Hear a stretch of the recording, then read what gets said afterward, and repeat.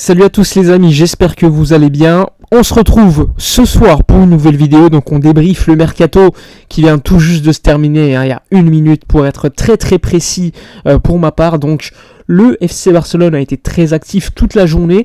Je vous ai sorti une vidéo hier pour vous expliquer qu'on allait avoir une journée complètement folle avec notamment les futurs de Joao Cancelo, Joao Félix qui allaient être réglés.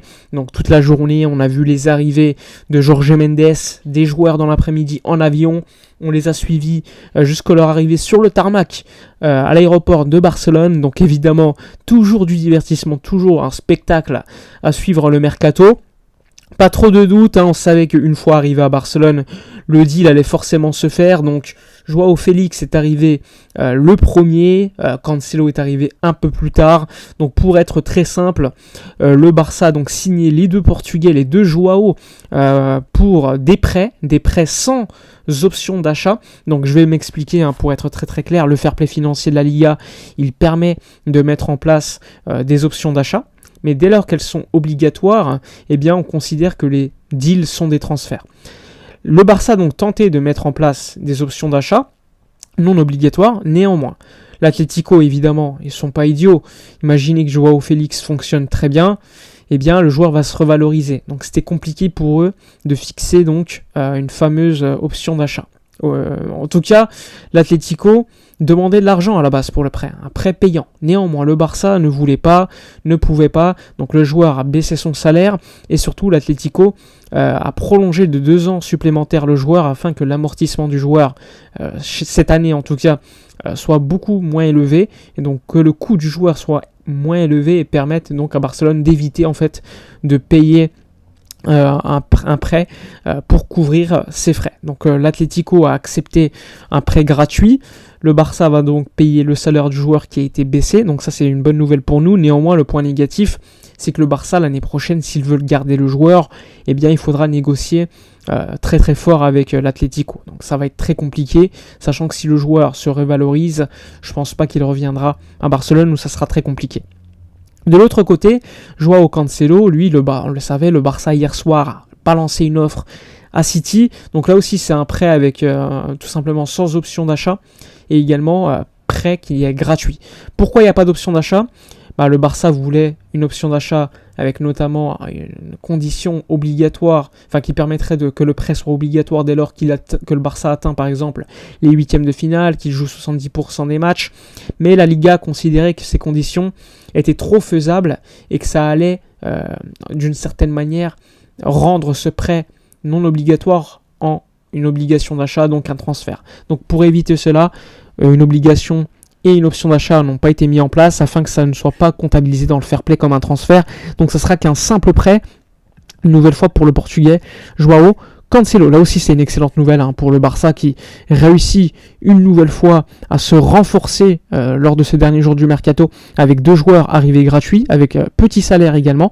Donc ça c'est également très important à préciser. C'est des joueurs qui ont accepté de baisser leur salaire. D'ailleurs les communiqués du club, dans le communiqué, il précise qu'il remercie les joueurs pour avoir accepté de baisser leurs prétentions économiques. Donc là aussi, c'est quand même un signe fort du club. Je pense que Cancelo a beaucoup plus de chances de rester à Barcelone l'année prochaine que Joao Félix. Mais bon, on peut être surpris comme d'habitude dans le monde du football. Donc une fois ces 2 deals faits, on se disait, toute la journée, il y avait également la fameuse, on va dire, parole comme quoi Abdé pouvait également partir. Finalement, on s'est rendu compte que c'était très possible. Tout l'été, il parlait avec le Real Betis. Le Real Betis, finalement, a fait un effort fin de mercato. Donc là, ça a été officialisé il n'y a même pas 10 minutes. Le Real Betis achète Abdé pour seulement 7,5 millions d'euros pour 50% des droits. Le Barça aura donc la possibilité également de le racheter. Par exemple, si dans 2 ans, Abdé est vendu à 50 millions d'euros, je dis ça au hasard, le Barça récupérera donc la moitié de l'indemnité de transfert. Je trouve ça dommage parce que c'est un joueur qui, à mon avis, aurait pu partir beaucoup plus cher cet été. Mais bon, à la longue, s'il réussit bien au Betis, s'il part ailleurs, eh bien, on récupérera d'une certaine manière cet argent qu'on n'aura pas reçu cet été. Donc le Barça vend Abdé. Réussit également à prêter Eric Garcia au tout dernier moment à Girona. Donc il faut savoir que Girona acceptait d'une certaine manière, voulait absolument Eric Garcia. Néanmoins, Girona appartenant au Citigroup, le Citigroup, d'une certaine manière, disait au Barça, bon, si vous voulez Cancelo en prêt, bon, facilitez-nous l'arrivée également d'Eric Garcia. Donc ça a été fait, Eric Garcia donc signé en prêt, 80% du salaire sera pris en compte par Girona. Je vous ai également pas cité les officialisations des départs de Ansu Fati pour Brighton, prêt également sans option d'achat. 80% du salaire pris en compte par Brighton, 75% du salaire pris en compte par Aston Villa pour Clément Lenglet. Là aussi, c'est un prêt tout simple. Donc l'année prochaine, les deux joueurs vont revenir. Il faudra encore une fois essayer de faire partir Clément Lenglet. Espérons qu'il fasse une bonne saison à Aston Villa. Donc tout cela, ça permet en fait de, on va dire, baisser la masse salariale et permettre à Barcelone de créer du fair play. Ensuite, de pouvoir, entre guillemets, inscrire par exemple Inigo Martinez qui a été inscrit ce soir, Baldé qui récupère le numéro 3, Gavi qui a été également inscrit malgré le doute avec une espèce d'affaire judiciaire ou qui est encore pendante. Donc pour se débarrasser de cette affaire judiciaire et qu'il n'y ait pas de doute sur l'inscription de Gavi, on l'a inscrit ce soir. Donc là aussi il y avait beaucoup de choses à faire. Joao Félix récupère le 14. Donc ça aussi c'est à savoir. Baldé prend le 3, Inigo Martinez inscrit enfin. Donc beaucoup de choses ont été effectuées aujourd'hui, c'était complètement dingue. Et donc l'info également à savoir, en tout cas selon les calculs effectués, la masse salariale du club pour la saison, elle est prévisionnée à 450 millions d'euros. C'est vraiment très peu par rapport à l'année dernière. L'année dernière, on était à 650. Donc la masse salariale a baissé de 200 millions d'euros.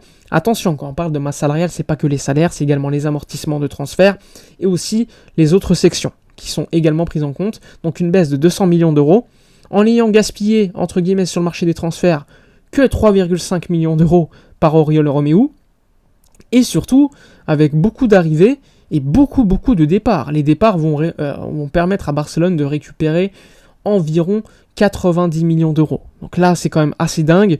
Un mercato plutôt propre sur les arrivées, les départs. Mais encore une fois, c'est un mercato très court-termiste, beaucoup de prêts et beaucoup de joueurs, on va dire, comme Gundogan qui est assez âgé et qui va faire beaucoup de bien, mais pour le court terme aussi. Donc là aussi, élément à prendre en compte. Donc un bon mercato, on va dire, beaucoup mieux qu'il y a quelques semaines. On avait fait partir beaucoup de gens en Dest, Pablo Touré, etc. Donc ça nous permet de baisser la masse salariale à hauteur quand même de 200 millions d'euros. Je le rappelle, limite salariale de 450, masse salariale de 450. L'année prochaine, nouveau stade, ça devrait augmenter légèrement. Donc il faudra rester également dans les fameux cadres du fair play financier, mais normalement ça devrait être déjà beaucoup plus facile l'année prochaine que cette année. Bon voilà pour ce débrief, une soirée complètement folle, une journée folle, fatigante, un mercato encore une fois intensif. Je vous remercie de m'avoir suivi, n'hésitez pas à soutenir la chaîne, liker, commenter, partager. Je vous dis à la prochaine et d'ici là, comme d'habitude, portez-vous bien.